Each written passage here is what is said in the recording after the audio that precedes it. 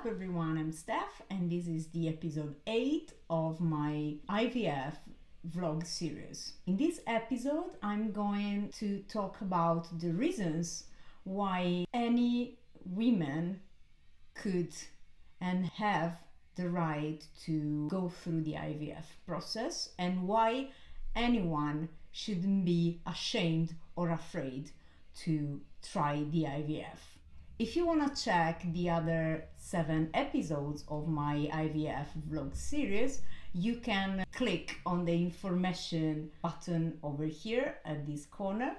And if you want to jump to any of the specific topics I'll be touching during this episode, you can click on the index in the information button below. When I started this IVF process, I started it because I wanted to fix my cycle, and I ended up feeling the animal instinct of having a baby. At the beginning, when I started, I was so ashamed and I felt I was broken. These negative feelings were so heavy on me that I didn't tell and I didn't share this with no one, just with a handful of close friends. The first firm point that I would like to share is that you can do it. Something can be overwhelming.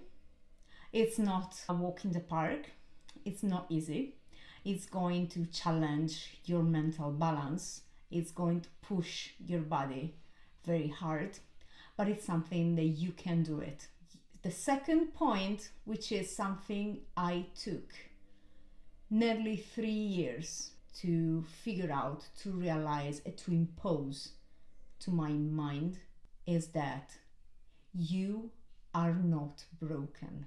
The fact that you don't have periods, the fact that you can't ovulate, the fact that you cannot have a baby in the natural way, and the fact that you have to ask support and help to the medicine and to the technology, it doesn't mean that you are broken. Certainly there's something that is not working okay, but there is nothing wrong with you.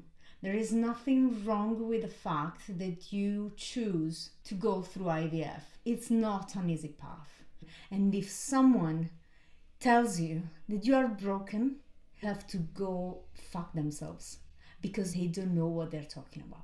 So don't let people drag you down into this mental spiral of thinking of you so low. I spent 3 years trying to figure this out, and I don't want you to spend 3 years or more like me thinking that you are broken, because you are not.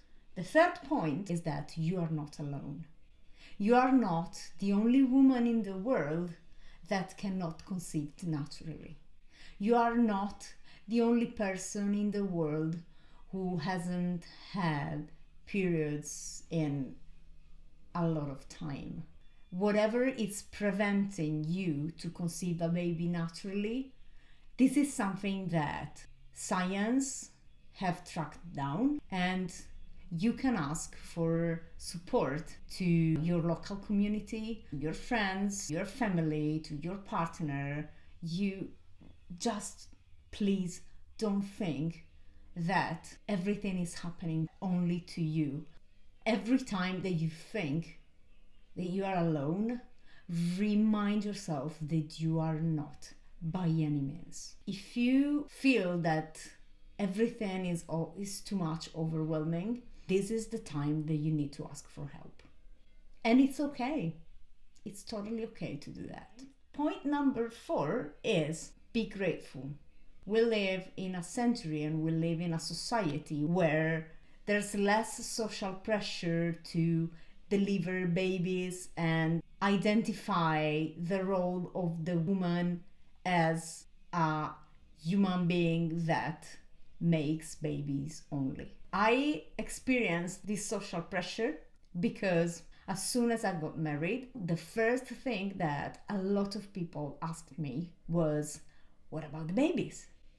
And I couldn't tell them that I couldn't have babies because I didn't have any periods in a lot of time. Hence, I thought I was broken.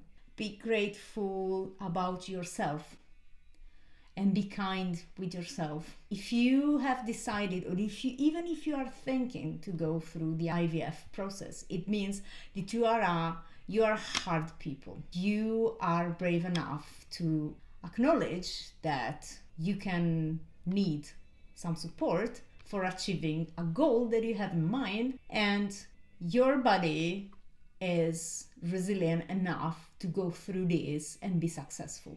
There will be moments when you are going to hate everything, but I promise you that you will never regret that you chose the IVF process. Point number 5, practice patience. As said, the IVF is not an easy game.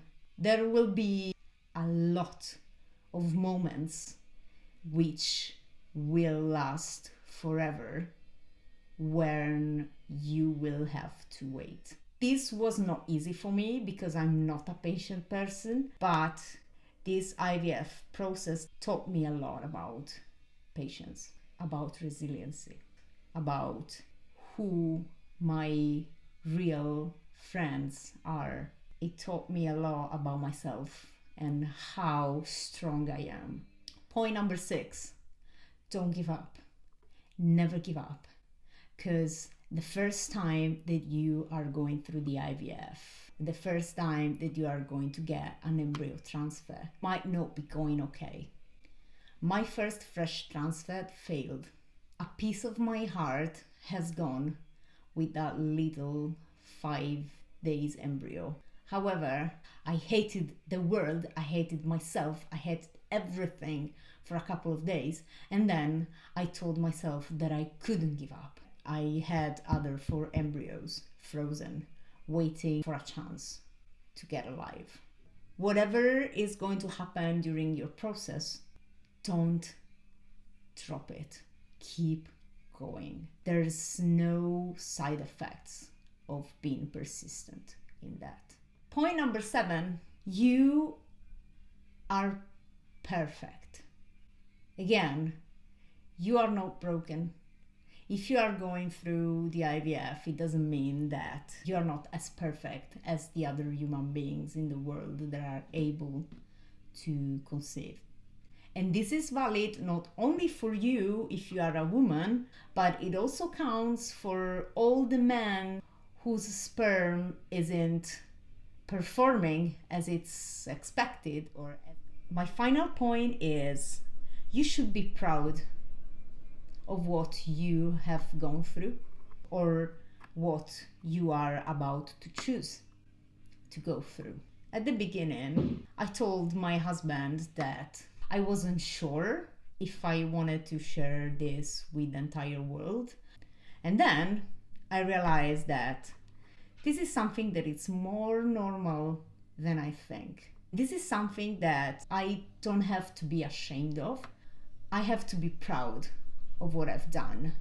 I think there's still a lot of ignorance, if you pass me the word, about the IVF. There's still this foggy idea of IVF being something that you need to hide because it's not natural. The message that I want to pass is that if you have gone through IVF, you should not be afraid of sharing this, because what you've done to have your baby, it's love. I think this is it. I hope you enjoyed my 8 episodes. I hope my videos were useful for you to better understand what happened to me and how the IVF process could go also for you or for your friends or your loved ones that might be going through this. I'm going to continue documenting my Frosties developing on a blog, frostygrows.blog. The video part ends here, but the blogging part continues. So if you are curious and you like to follow along, Just click on the link and subscribe also to the blog, and you are going to receive a notification in your email every time that I post an update about Frosty. This is really it. I hope you are going to stick around in my YouTube channel, and thanks for watching it.